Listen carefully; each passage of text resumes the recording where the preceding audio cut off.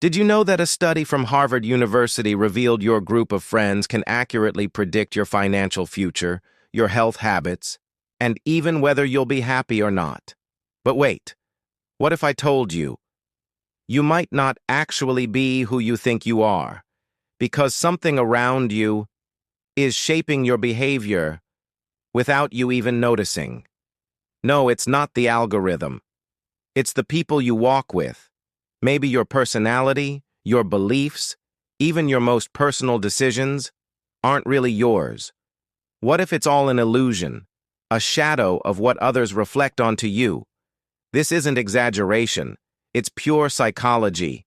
And in this video, you're going to understand why the phrase, "Tell me who you walk with and I'll tell you who you are," might be the key to unlocking your past, your present, and most importantly, your future. But be warned, because once you see this, you can't unsee it. It all starts with a story. In 1971, at Stanford University, an experiment changed how we understand human behavior. It was supposed to last 2 weeks. It lasted only 6 days. What happened was so disturbing. Many believe it should have never been done. Have you heard of the Stanford Prison Experiment? A group of students was chosen to simulate a prison. Some would be guards, others prisoners. All fake, all under control.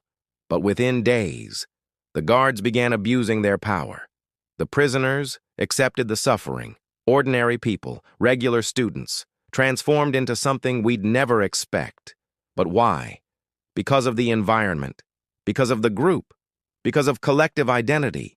They became a reflection of the context they were placed in. And now here's the scariest part. We do this every day. No uniforms, no cells, no experiment. We shape ourselves to fit the group, without realizing it. Have you ever laughed at a joke you didn't find that funny? Just because everyone else did? Or said yes to something you didn't want, just so you wouldn't feel left out? Welcome to the chameleon effect, a psychological phenomenon where we subtly mimic the expressions, behaviors, and even speech patterns of those around us, not out of fakeness, but instinct, survival.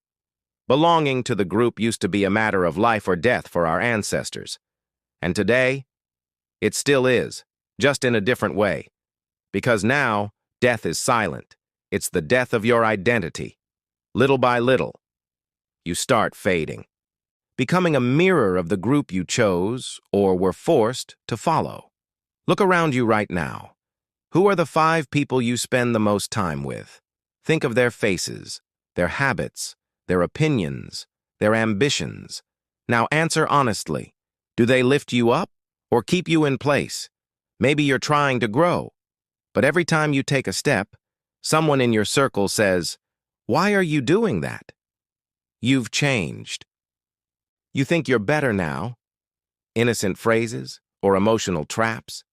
The truth is, a lot of people don't want to see you grow because it exposes how stuck they are. And there's more. Science proves that our social network, and I don't mean Instagram, but real-life connections, has a direct impact on our behavior.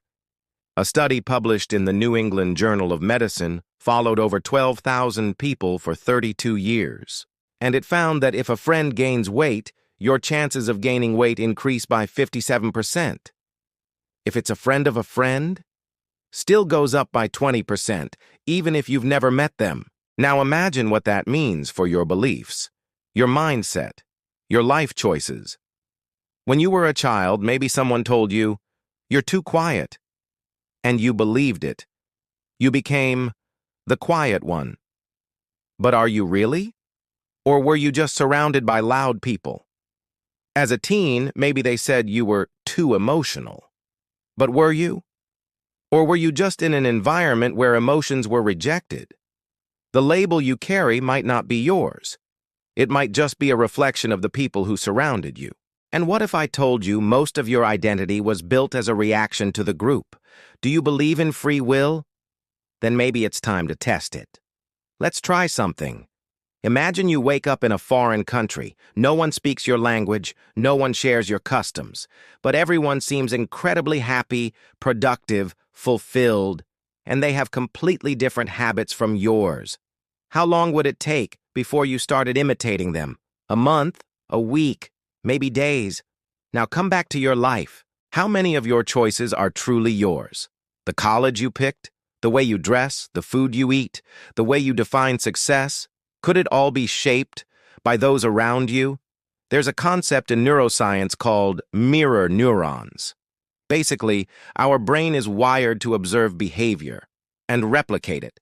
That's how we learn, how we connect, but also how we lose ourselves. Because if you only observe average behavior, you'll only believe average is possible. If you grow up around people saying, "Nothing ever works out," that becomes your truth. If your friends live on autopilot, chances are you will too. But on the flip side, if you surround yourself with people who challenge you, inspire you, push uncomfortable truths, you grow. Now you might be asking, so does that mean I have to cut people off? Not necessarily, but maybe. You need to reorganize your priorities. You don't need to abandon people, but you must understand one thing. Those who truly walk with you don't hold you back. They push you forward, and sometimes growth hurts. Because growth means letting go. It means accepting that some relationships were important, but their role is complete. And that's okay. That's not being ungrateful. That's being mature. Now think about this. Why do incredibly talented people stay stuck in mediocre cycles? Because they keep walking with people who don't see the value in their talent. Worse, with people who are afraid of it. Because the more you shine, the more you make others uncomfortable in their own darkness. And here lies the dilemma. Will you dim your light just so others aren't bothered? Or will you accept that some eyes can't handle the brightness? There's an old fable that says, once a lion was raised among sheep. From a young age, he learned to walk slowly, eat grass, fear predators. He never roared until one day he saw his reflection in the water and asked, "Why do I look different?" Then an old lion appeared and said, "You're not a sheep. You never were. You just forgot who you were." And maybe that's your story.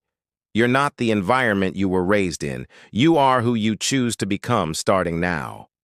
And maybe the most important question of this video is, do you have the courage to leave your herd? To find your roar? Because the truth is, tell me who you walk with, and I'll tell you where you'll end up. Deep down, we all know that. But it's easier to deny it, more comfortable.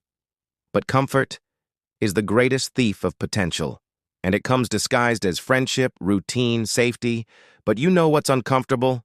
Looking in the mirror 5 years from now and not recognizing yourself. Or worse, recognizing someone you never wanted to be. The world's already full of copies, of recycled opinions, of copy-pasted lives. You don't need to be another one. But for that, you'll have to make a choice. And that choice begins with the people around you. Do you want to grow, change your life, truly evolve? Then walk with those already heading where you want to go. You can't walk with those staring at the ground if your goal is to reach the stars. Now that you've made it here, I invite you to try something. Today, send a message to the 3 people closest to you and ask, "What do you think is my greatest potential?" See what they say. If it's vague, shallow, or too generic, maybe it's time to rethink who truly sees you. And if no one answers, well, there's your answer. The truth may hurt, but it sets you free. And maybe the first step to freedom is choosing better who you walk with. Because in the end, you are the average of the voices you hear, the ideas you absorb, the energy you allow in, and most of all, the people you're too afraid to let go. If this video made you reflect, if even one sentence here hit you deep, share this with someone who needs to wake up. Maybe this video is the mirror they've been needing to remember. You were never a sheep.